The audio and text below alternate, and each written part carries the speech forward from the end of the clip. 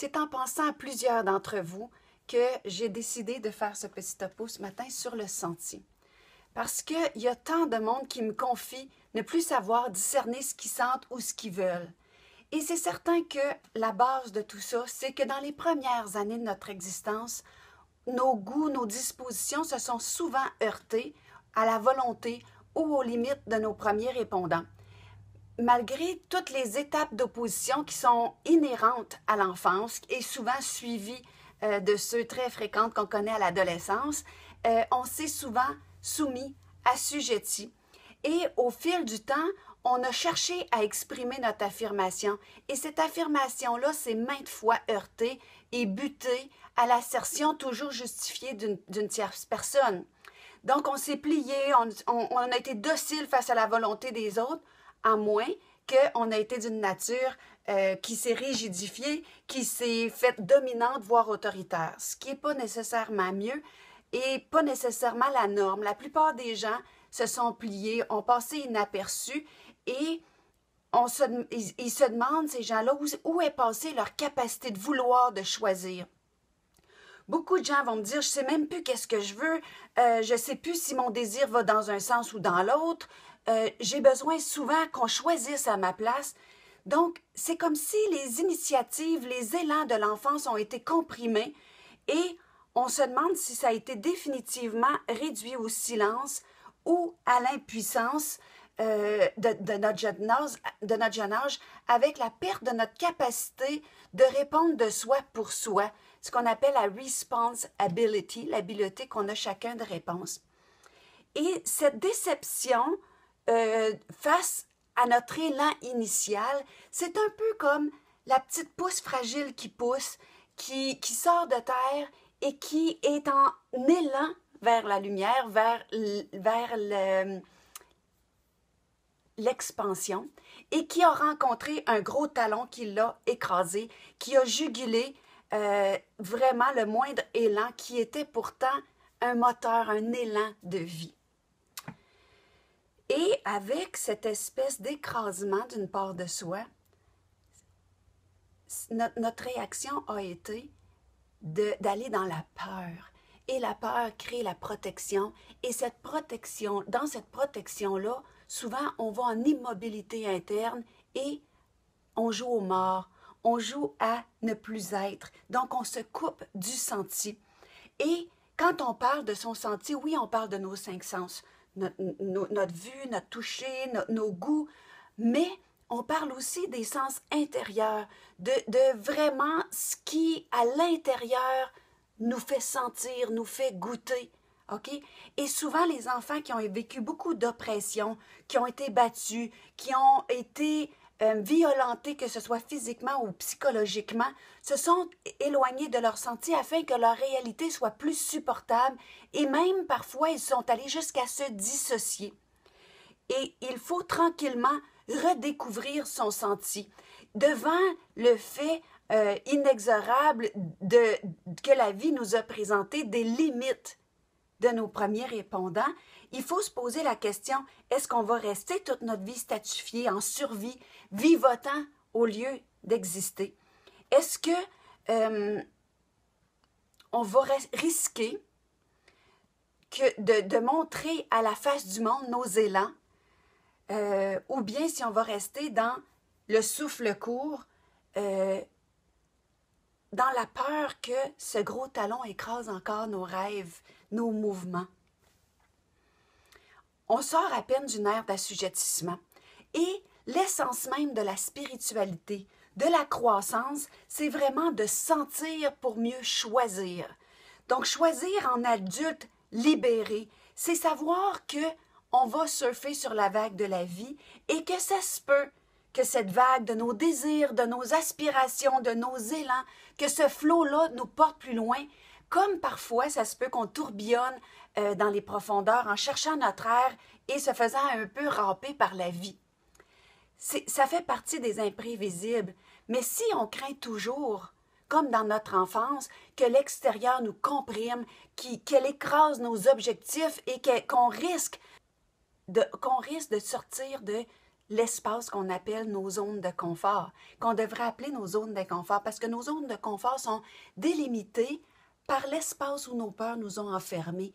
Et rester dans cet espace-là, de ne pas sentir, de ne pas être en contact avec ces élans, c'est vraiment de choisir de mourir un peu vivant et à petit feu et réactiver le mouvement de nos rêves, de nos ambitions. C'est sûr que ça va réveiller nos appréhensions, ça va faire bouger les peurs qu'on porte en soi, les peurs de notre enfance. Mais l'immobilité engendre ses propres déceptions et la première déception qu'on porte, c'est de végéter, c'est de se sentir coupé de cette vie qui est en mouvement. Il n'y a aucune garantie, il n'y en aura jamais, à part des remous de nos profondeurs qui mettent en mouvement toutes ces aspirations qui nous sont propres, nos intentions, nos enthousiasmes, nos élans. C'est la vie qui cherche à s'exprimer au travers soi et au travers de la couleur qui nous est propre. Et cette vie-là s'exprime dans nos viscères, là où jadis la peur s'est logée. Donc, si vous voulez sortir de cet espace-là, il faut vraiment essayer toutes sortes de choses, vraiment aller dans le sens de tout ce qui nous allume, de tout ce qui nous émerveille, rechercher le plaisir et la joie, mais en restant complètement dégagé des résultats, que ça reste juste des essais. C'est vraiment le début de tout ce qu'on pourrait appeler guérison, de cet espace en nous qui a été coupé, ankylosé, devrais-je dire.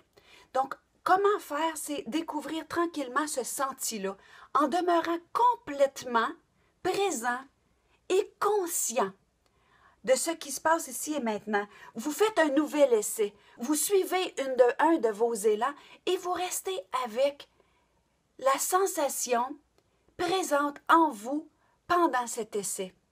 Vous restez conscient de qu'est-ce qui est en vous comme ambiance, comme atmosphère interne. Est-ce que je me sens bien avec cette personne-là? Est-ce que je me sens bien dans ce lieu-là? Est-ce que je me sens bien dans cette activité? Et d'observer avant le début, pendant et après les micro-perceptions, les micro-mouvements intérieurs qui sont et mettre sur une échelle où se situe son bien-être. Ça fonctionne vraiment bien pour réveiller le senti qui est, mais qu'on ne sait plus. OK? Donc, d'être très conscient de son pouvoir de choisir. Je donne un exemple. Vous embarquez dans votre auto, vous poussez sur le piton des marées et vous allez dans telle direction. Vous ouvrez la lumière et la lumière est. Sentez le plaisir que les choses, du pouvoir que vous possédez et sentez à l'intérieur de vous ce sentiment profond. Moi, à un moment donné, j'ai manqué d'eau pendant un bon bout de temps. Je devais aller loin pour aller prendre une douche et j'ai manqué en même temps d'électricité.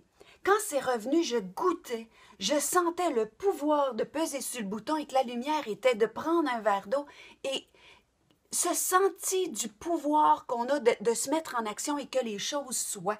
C'est une micro-perception, mais quand on en est privé, on réalise que ce senti-là est à notre insu. Vous vous entraînez au gym, vous allez prendre une marche, restez concentré sur le mouvement fluide de vos muscles. C'est une présence consciente, vigilante, c'est ce qu'on appelle devenir le témoin, et le témoin de plus en plus silencieux au niveau de la pensée, mais présent à nos sensations qui sont physiques. Arrêtez, goûtez, sentez la fleur, goûtez l'aliment. Votre senti, c'est sûr qu'il va revenir. Et faites des essais. C'est vraiment l'attitude qui est le début, comme je disais, de la guérison.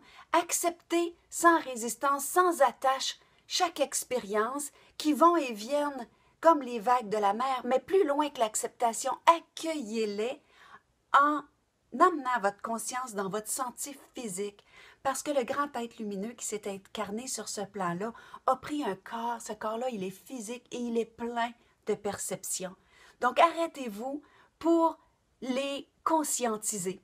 C'est un cheminement que j'appelle un cheminement ascensionnant que d'accepter de vivre pleinement en sachant que qu'est-ce qui va être, comme on dit, que sera, et vraiment de retrouver le discernement de ce senti et de son vouloir.